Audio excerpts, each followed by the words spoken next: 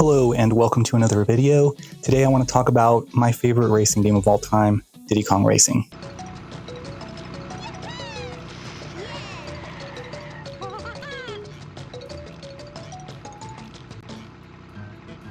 I already talked about it a little bit in the Mario Kart World video I did, and I was not exaggerating when I say that this is my favorite racing game of all time. Now, for some context though, I am not somebody who plays multiplayer games and things like that. If I play racing games, it's just by myself. I'm usually racing against the computer players, and I tend to do a few races, see the different courses, and then I'm kind of done for a while. Maybe I'll return to it, especially if there's maybe some stuff to unlock, but that's kind of how I play racing games. As a result, I don't really play them a ton.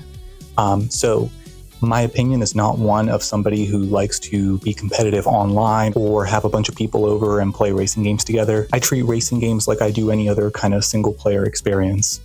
And from that perspective, nothing has ever even come close to being as fun as Diddy Kong Racing for me. If you're not familiar with the game, it's very similar to Mario Kart 64 in the way that it sort of controls and operates. But there are some really, really striking core differences. For one, there's a story, and there's adventure mode, which basically takes you through the world and all of the racetracks. So there's like an open hub world that you can drive around in, and you can go to the different worlds, they're called, which are sort of these themed areas with 4 racetracks each. When you complete a race and you come in first place, you get a balloon, and the balloons are what you use to open up more races and more worlds. They work similarly to the stars in Mario 64. So you've got these sort of collectibles that the more you get, the more kinds of doors you can open to go into the other races and stuff. One of the things that sets this game apart so much for me from other racing games is that there's a real sense of like progression. Not only are you getting better, but you're sort of moving along in this very clear line of progression, and it makes it feel like you're really completing the game rather than just playing each race course once and being done with it. And like I said, each world has 4 racetracks, and you have to win in each one of those, and then you get to challenge that world's boss. And yeah, this is a racing game with boss battles. Well, they're like boss races, but yeah, each boss race is a little bit unique. And the bosses kind of cheat, and they like throw obstacles at you, or, you know, they tend to start the race before you do. And the races can be pretty tough. If you beat the bosses, then they let you compete in the races that you did in their world again. But now you have to get 8 silver coins in each racetrack and come in first place. And this is when the game really starts to pick up in difficulty, because not only do you have to figure out where each coin is and get it all in 3 laps, but then you still have to come in first place. And yeah, this is a pretty challenging game. Even though I've played it a lot, I still find myself struggling at some of the silver coin challenges. It's pretty brutal at times. Additionally, each world also has a battle course, and each battle course is a little bit different. And you have to open up each battle course by finding a key in one of the 4 racetracks of any given world. I particularly like the one in the first world in Dino Domain, where you fly around in a plane and gather up eggs, and you take them to a nest, and they stay there until they hatch. But other computer players can come in and swoop out your eggs and put them in their nest. And whoever hatches, I think it's 3 eggs first, wins. And that's just a lot of fun. And then each other battle arena is a little bit different. Some of them are more combat focused, like what you'd expect from something like Mario Kart Battle. But yeah, it's really diverse, really fun. The different battle arenas in the different worlds also use different vehicles, which is a lot of fun. And yeah, speaking of different vehicles, you get 3 vehicle choices in this game. You can drive around in a car, you've got a hovercraft for water, and you've got a plane. And it's not just like a glider, like the stuff you get in Mario Kart. It's an actual plane. Like you can move up and down, you can do loop-de-loops. It's a lot of fun. And you can have it the whole race. You can't use any vehicle in any racetrack, but most racetracks have multiple vehicles available that you can use. And you can drive around them in the hub world as well. And that's kind of how the game operates in adventure mode. You go to a world, you do the 4 races, you beat the boss, then you do the 4 silver coin challenges. And then you get to challenge the boss to a second race, and it's a lot harder the second time around. And that's kind of how it operates. There's 4 worlds that you do that in, so there's 4 bosses. And then there's a secret 5th world that I'm not going to talk about too much here, because even though it's an older game, if you haven't played it, it's pretty fun figuring out where the secrets are and stuff. And so I'm not going to spoil that for anybody.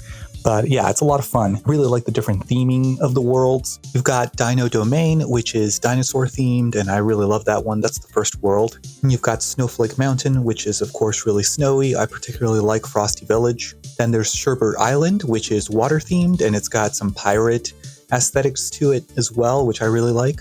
And finally, Dragon Forest, which is sort of medieval themed, and it's really cool. And then, of course, the sort of secret fifth world, which, again, I'm not going to spoil, but it's a lot of fun, too. I really like the theming there. And I've got sort of a funny story about Dragon Forest, because when I was a kid, I did the other 3 worlds, and then I couldn't find Dragon Forest for the longest time. I didn't know where it was. I didn't know what it was.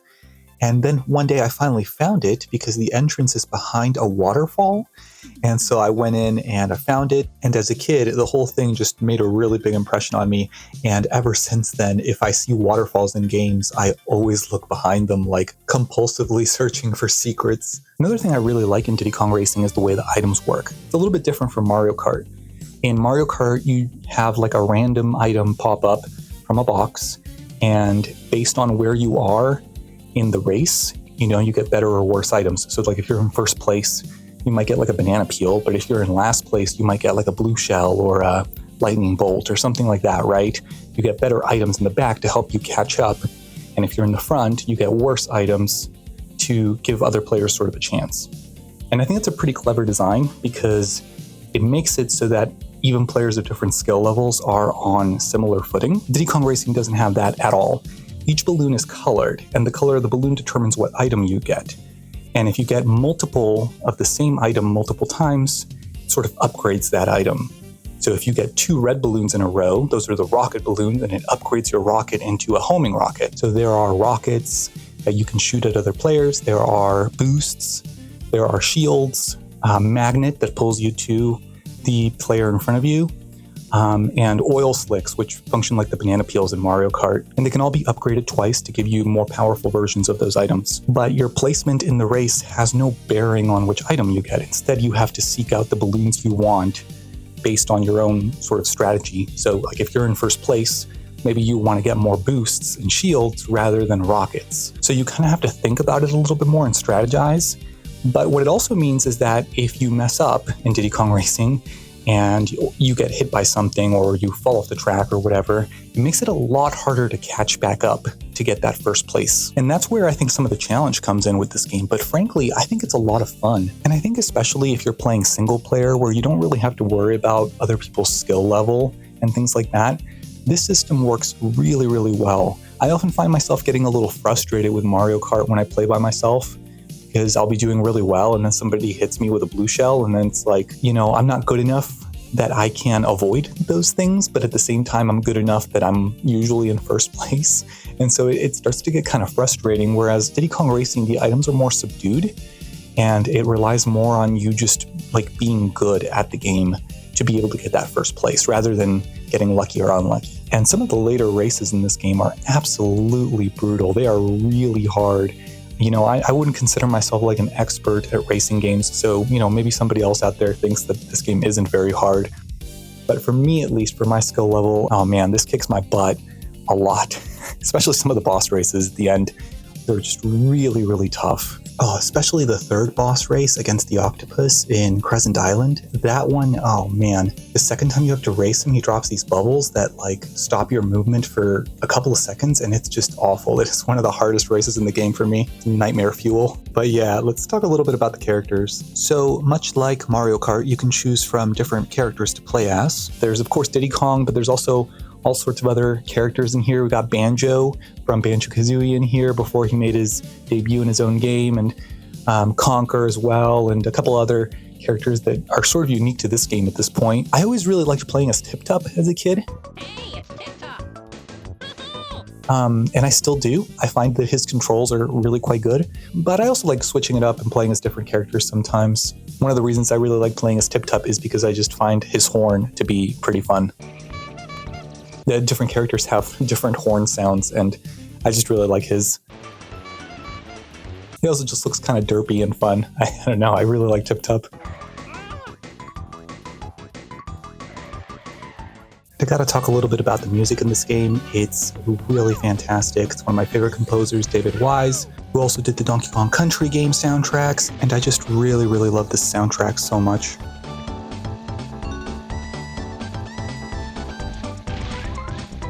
All of the tracks in the game are just really fun and super catchy.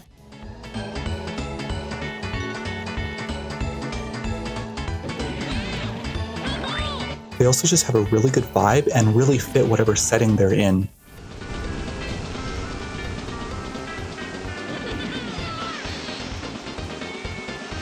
It's just a really great soundtrack and I can't praise it enough. And yeah, the story of the game is pretty simple, but it's there. Timber, whose parents own the island that you're in, has invited all of his friends over because Wizpig, who's like an evil pig monster guy, has taken over the island and I guess like brainwashed all of the bosses. And so Timber invites Diddy and all of his other friends to kind of help defeat Wizpig by racing really well. And yeah, I talked about some of these things a little bit in my Mario Kart World video because there has, to my knowledge, never been a game like this again. It's a real adventure game with racing. And I really wanted Mario Kart World to at least incorporate some of those elements from Diddy Kong Racing into its DNA. I wasn't expecting boss fights, I wasn't expecting like a huge story or anything, but some of the elements of progression where you're maybe gathering something up and sort of progressing through the game in a way that feels tangible would have been, I think, nicer. And I was really disappointed. The game is still fun and it controls really well and all of that stuff, but I was just disappointed that it didn't have that sense of adventure and progression that Diddy Kong Racing does. And again, I can't believe that I've never seen another game like it. Not just from Nintendo, but even like indie developers or other things like that. I've never seen another game like Diddy Kong Racing. I've seen sort of the concept art of the canceled sequel to this, which would have been Donkey Kong Racing for the GameCube, where it's got like Donkey Kong and Diddy, and they're like riding on Rambi and these other sort of animals and stuff, and sort of trading in the carts and stuff for animals, which I thought was an awesome idea, but it's never come to fruition. And oh man, I would love to have a spiritual successor to this. I don't think a sequel will ever happen at this point, but a spiritual successor would be really wonderful. And it's a bummer too, because I don't think that this game is on Nintendo Switch Online still. I don't really know why. They've got Banjo-Kazooie and Banjo-Tooie on there. I think Donkey Kong 64 is also missing. And it's just a bummer because I feel like now if you want to play it, it's even harder. Maybe you have to get the original Nintendo 64 and all of that, which is just a bummer because I think more people should play this game. I think more people would like it if they realized how fun it is, especially if you're into single player games and you don't really enjoy the competition side of racing. You just like, driving around in the cars and stuff and having fun and being challenged. I think this is a great game to play single player. If you can get your hands on it, definitely give it a try. I'm hopeful that they'll eventually release it on Switch Online, and then for sure try it out if you've got a Switch. It's a wonderful game. I can't recommend it enough. One of my favorite games. I go back to it all the time.